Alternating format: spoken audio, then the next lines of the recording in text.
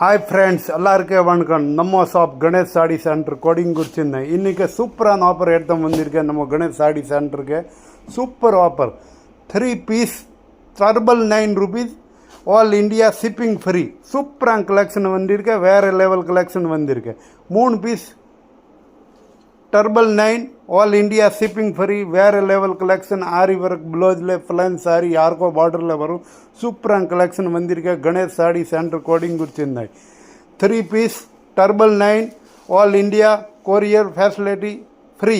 சூப்பரான கலெக்ஷன் வந்திருக்கேன். பாருங்கள், ஒரு பீஸ் கூட காமிக்கிறேன், எவ்வளோ கலர் இருக்கு.